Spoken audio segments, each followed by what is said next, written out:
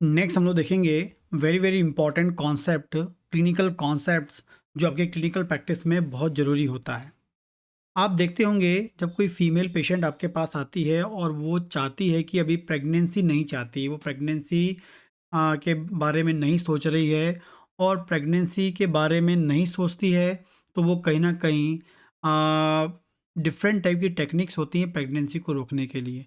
उसमें महिलाओं में एक टेक्निक होती है जिसमें मेडिसिन्स का यूज़ होता है, ओरल कंट्रासेप्टिव पिल्स जो होती हैं, ओसीपी हम इसे बोलते हैं, ओरल कंट्रासेप्टिव पिल्स। जैसे कि आपने नाम सुना होगा, बहुत सारी ओरल कंट्रासेप्टिव पिल्स आती हैं, जो गर्भ निरोधक गोलियां मार्केट में आती हैं। वो जो गर्भ निरोधक गोलियां यदि कोई महिला खा रही है, तो उसको आपको कैसे अंडरस्टैंड करना या उसको आपको बताना है या आपको पता होना चाहिए कि वो गर्भ निरोधक गोलियां कैसे वर्क करती हैं। ठीक है?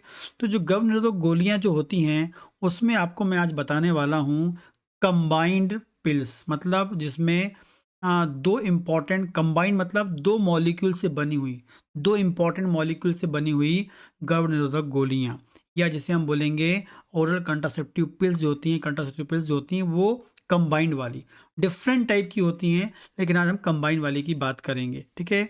तो जो ओसीपी है, ये सबसे पॉपुलर टेक्निक है, एक मेथड है जिससे प्रेगनेंसी रोकी जाती है।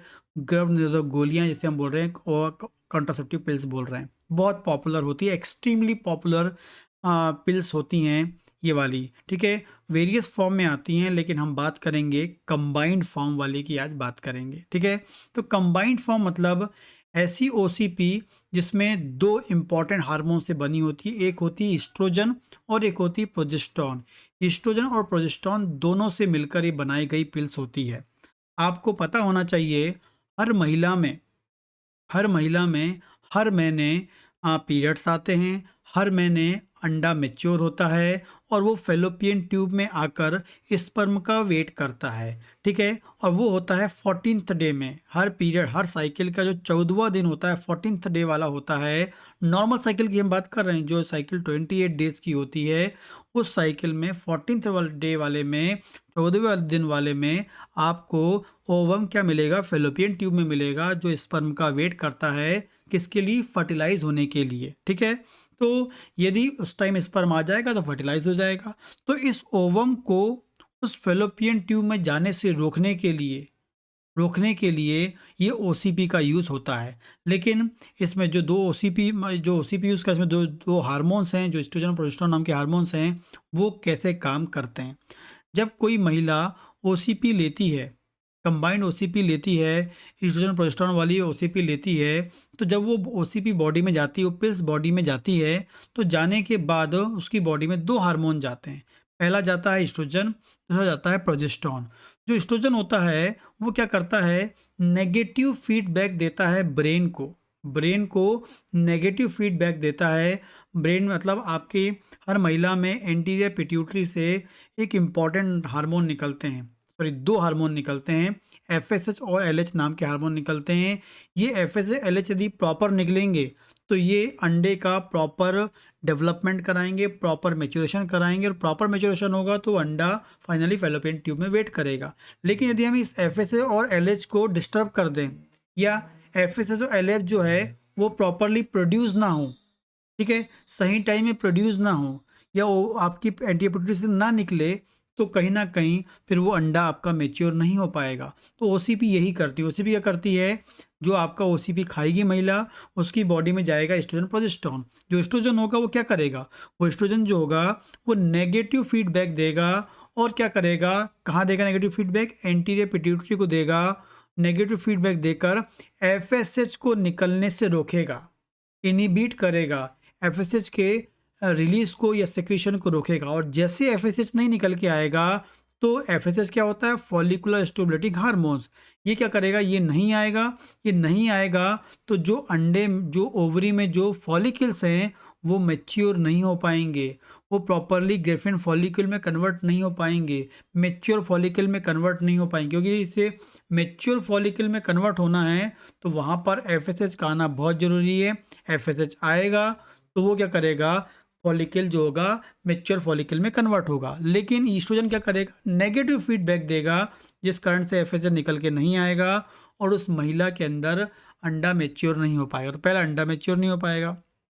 दूसरा है, बात करते हैं जो एलएच होता जो सॉरी जो प्रोजेस्टेरॉन होता है वो क्या करता है, एलएच एलएच एक प्रकार से हम बोलेंगे जो एलएच का जो सिक्रीशन है या एलएच का जो हाई लेवल चाहिए होता है, एलएच जो होता है ल्यूटिनाइजिंग हार्मोन कहलाता है। इसका काम होता है अंडे को रप्चर करना, मतलब जो ओवरी होती है उसके अंदर क्या होता है, आपका ओवम बनता है। लेकिन वो ओवम जो होता है एक थैली के अंदर होता है, और वो थैली या जिसे हम बोलेंगे ग्रेफिन फॉलिकल बोलेंगे, ठीक है, ग्रेफिन फॉलिकल के अंदर होता है। ग्रेफिन फॉलिकल जो है उसके अंदर ओवम होता है, ठीक है, एक प्रकार से एक बैग लाइक स्ट्रक्चर के अंदर होता है। वो बैग रप्चर होगा तब वहीं से ओवम निकल के आएगा। ओवम तभी निकलेगा जब वो बैग रप्चर होगा। उस बैग को रप्चर करने के लिए एक हाई लेवल में क्या चाहिए होता है हमको, एलएच चाहिए। तो हम बोलते हैं एलएच सर्ज बोलते हैं। एलएच सर्ज मीन्स एलएच का एकदम पीक लेवल, हाई लेवल और इस मतलब ऐसा हाई लेवल जो उस मैच्योर ग्रेफिन फॉलिकल को रप्चर कर दे और जिससे ओवम निकल के आ जाए। और जो एलएच का लेवल उस ग्रेफिन फॉलिकल को रप्चर करता है वो लेवल बनने से रोकता है या उस लेवल तक एलएच को पहुंचने से रोकता है कौन, प्रोजेस्टेरॉन। तो प्रोजेस्टेरॉन क्या करता है, एलएच भी कहाँ से निकलता है, एंटीरियर पिट्यूटरी से निकलता है। तो उस एलएच के हाई लेवल को मेंटेन करना या उस हाई लेवल को निकलने से रोकता है कौन, प्रोजेस्टेरॉन। और जिस कारण से ओव्यूलेशन नहीं हो पाता है, आपका अंडा मतलब जो ग्रेफिन फॉलिकल है या जो ओवेन फॉलिकल है वो रप्चर नहीं हो पाता और ओवम बाहर नहीं निकल के आ पाता, ठीक है। तो ये दो काम कर रहा है। जो ओसीपी आप खाते हैं उसमें जो दो हार्मोन जाते हैं वो दो काम करते हैं। पहला तो वो अंडे को ग्रेफिन फॉलिकल में बनना मतलब मैच्योर अंडा बनने से रोकते हैं। यदि मैच्योर हो भी जा रहा है तो उसको तोड़ने से, ब्रेक होने से रोकते हैं ये ओसीपी, जिसमें एस्ट्रोजन प्रोजेस्टेरॉन होता है। तो जो एस्ट्रोजन है वो एफएसएच को रोकती है और जो प्रोजेस्टेरॉन है वो एलएच के उस लेवल को रोकती है, उस पीक लेवल को रोकती है, जिससे आपका अंडा ब्रेक होता है, ठीक है। इस प्रकार से ये मैच्योरेशन ऑफ ग्रेफिन फॉलिकल को स्टॉप करती हैं एंड ओव्यूलेशन को स्टॉप करती हैं, और जिस कारण से फाइनली अंडा जो है या ओवम जो है फाइनली वो आपका फॉलिकल में नहीं आ पाएगा। और फॉलिकल में नहीं आ सॉरी जो आपका ओवम होगा वो फेलोपियन ट्यूब में नहीं आ पाएगा, और फेलोपियन ट्यूब में नहीं आ पाएगा तो स्पर्म आ भी जाएगा। तो फेलोपियन ट्यूब में यदि ओवम नहीं होगा तो स्पर्म आके भी कुछ नहीं कर पाएगा। इस प्रकार से प्रेगनेंसी नहीं हो पाएगी। तो ये इस तरीके से ओसीपी जो है हर महिला में काम करती है। अब ओसीपी एक देने का सही तरीका क्या होता है, पहले तो आपको बता दें, जिस दिन ब्लीडिंग चालू होती है उसको साइकिल का, हर मेंस्ट्रुएशन साइकिल का, मेंसेस साइकिल का पहला दिन मानते हैं। यदि आज ब्लीडिंग चालू हुई तो आज हम पहला दिन मानेंगे, इसको फर्स्ट डे काउंट करेंगे, ठीक है। तो फर्स्ट डे इसको काउंट करेंगे। जिस दिन भी ब्लीडिंग स्टार्ट होती है वो पहला दिन होता है साइकिल का, ठीक है। तो पिल्स देने का या पिल्स स्टार्ट कब करते हैं, साइकिल के 5वें दिन से, मतलब आज ब्लीडिंग चालू हुई, आज इसको फर्स्ट डे मान लेंगे।